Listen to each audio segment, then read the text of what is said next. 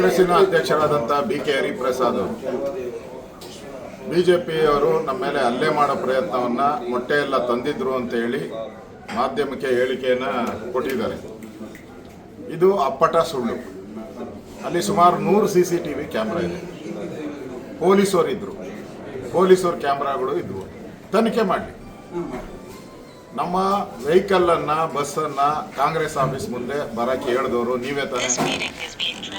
Bus ಇದ್ದಕ್ಕಿದ್ದಂಗೆ ಕೆಟ್ಟು ನಿಂತಿದ್ದು ಕಾಂಗ್ರೆಸ್ ಆಫೀಸಿಂದ ನಿಮ್ಮ ಆದೇಶದ ಮೇಲೆ ತಾನೆ. ಹರಿಪ್ರಸಾದ್ ಅವರು ಹೇಳಿದ್ದಾರೆ ಸೆಲ್ಫ್ ಡಿಫೆನ್ಸ್ ಅಂತಂದರೆ, ಅಂದರೆ ಪೊಲೀಸರ ಮೇಲೆ ನಂಬಿಕೆ ಇಲ್ಲ ಅಂದರೆ ಕರ್ನಾಟಕದಲ್ಲಿ ಪೊಲೀಸರು ಸತ್ತೋಗಿದ್ದಾರಾ? ಪೊಲೀಸ್ ಇಲಾಖೆ ಸತ್ತೋಗಿದೆಯಾ? ಪೊಲೀಸ್ ಇಲಾಖೆ ಸತ್ತೋಗಿದ್ರೆ ನೀವು ಸೆಲ್ಫ್ ಡಿಫೆನ್ಸ್ ನೀವೇ ಮಾಡ್ಕೊಳ್ತೀನಿ ಅಂತ ಹೇಳ್ಬೇಕಾಯ್ತು.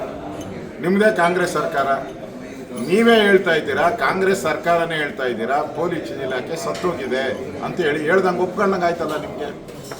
ನೀವು ಯಾವುದೇ ತನಿಖೆ ಮಾಡಿ ನಾವು ಸಿದ್ಧ ಇದ್ದೀರಿ. ನಿಮ್ಮ ತಾಕತ್ತಿದ್ರೆ ಯಾವುದೇ ತನಿಖೆ ಮಾಡಿ ನಾವು ಸಿದ್ಧ ಇದ್ದೀರಿ. ಇದು ಪೂರ್ವ ನಿಯೋಜಿತ BJP ನಾಯಕರನ್ನು ಕೊಲೆ ಮಾಡುವಂಥ ಪ್ರಯತ್ನವನ್ನು ಮಾಡಿದ್ದೀರಾ. ಇದಕ್ಕೆ ತನಿಖೆ ಅಲ್ಲ, ಏನು ಬೇಕಾದರೂ ತನಿಖೆಗೆ ನಾವು ಸಿದ್ಧ ಇದ್ದೀರಿ.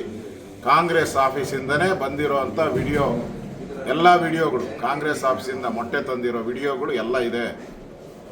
ಲಾಂಗ್ ತಂದಿರೋದು, ಕೋಟ್ಗಳು ಕರಿ ಕೋಟ್ ಹಾಕ್ಕೊಂಡು ಬಂದು ಹೊಡೆದಿರೋವಂಥದ್ದು ಎಲ್ಲನೂ ಕೂಡ ಇಲ್ಲೇ ಇದೆ.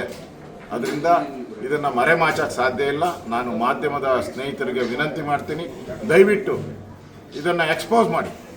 ಯಾರು ಹೊಡೆದ್ರು ಅಂತ ಎಕ್ಸ್ಪೋಸ್ ಮಾಡಿ. ನಾವು ತನಿಖೆಗೆ ರೆಡಿ ಇದ್ದೀವಿ. ತನಿಖೆನೇ ಬೇಡ, ಮಾಧ್ಯಮದವರೇ ಇದನ್ನು ಆ ವಿಡಿಯೋ ಬಂದಿರೋವಂಥ CCTV ಕ್ಯಾಮ್ರಾಗಳು ಏನೇನಿದೆ ಅದನ್ನು ಫುಟೇಜ್ಗಳನ್ನು ತೊಗೊಂಡ್ರೆ ಯಾರು ಹೊಡೆದ್ರು, ಯಾರು ಹಲ್ಲೆ ಮಾಡಿದ್ರು, ಆ ರೂಟಲ್ಲಿ ಬರೋಕ್ಕೆ ಯಾರು ಡೈರೆಕ್ಷನ್ ಕೊಟ್ಟರು, ಅಲ್ಲಿ ಏಕಾಏಕಿ ಬಸ್ ಹೆಂಗೆ ನಿಂತೋಯ್ತು, ಹೆಂಗೆ ಹಲ್ಲೆ ಮಾಡಿದ್ರು ಎಲ್ಲನೂ ಕೂಡ ಬಯಲಿಗೆ ಬರಲಿ, ಸತ್ಯ ಗೊತ್ತಾಗಲಿ. ಕರ್ನಾಟಕದಲ್ಲಿರೋದು ಕೊತ್ವಾಲ್ ರಾಮಚಂದ್ರ ರೌಡಿ, ಗ್ರೇಟ್ ರೌಡಿ ಅವರ ಶಿಷ್ಯಂದರು ಇರುವಂಥದ್ದು. ಇದು ಕೊತ್ವಾಲ್ ಸರ್ಕಾರ. ಇದರ ವಿರುದ್ಧ ನಮ್ಮ ಹೋರಾಟ ಮುಂದುವರಿಯುತ್ತೆ.